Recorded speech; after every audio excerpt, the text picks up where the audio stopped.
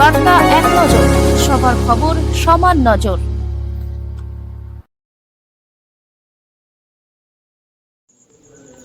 কোচবিহারের চিলকিরহাট এলাকায় ভয়াবহ পথ দুর্ঘটনায় মৃত্যু হলো গাড়ি চালক সহ একই পরিবারের 3 জন সদস্যের। ঘটনাটি ঘটে সোমবার গভীর রাতে প্রায় 12:30 নাগাদ।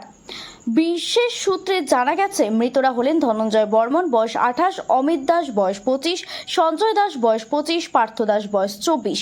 তারা কোচবিহারের দেওয়ানহাটের মোয়াবাড়ি এলাকার বাসিন্দা। জানা গেছে যে তারা দেওয়ানহাট থেকে গিয়েছিল একটি অনুষ্ঠানে। সেই অনুষ্ঠান থেকে বাড়ি ফেরার সময় দুর্ঘটনা ঘটে বলে জানা যায়। সেই সময় মোট 5 জন ছিল।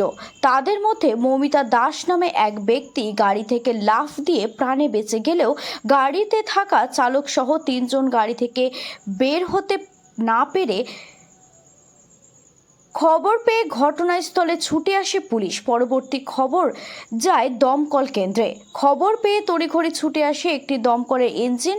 পরবর্তীতে স্থানীয় বাসিন্দা ও দমকলের পুলিশ চেষ্টায় গাড়িটি উদ্ধার হলেও গাড়িতে থাকা চালক সহ 3 জন থেকে গাড়ি থেকে বের করা হয় এবং তাদের কোচবিহার MJM মেডিকেল কলেজ হাসপাতালে স্থানান্তরিত করা হয়।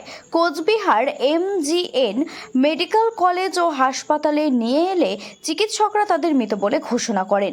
এই খবরে শোকের ছায়া নেমে এসেছে দেওয়ানহাট মোয়ামারি অঞ্চলে। পুরো ঘটনার তদন্ত শুরু করেছে পুলিশ।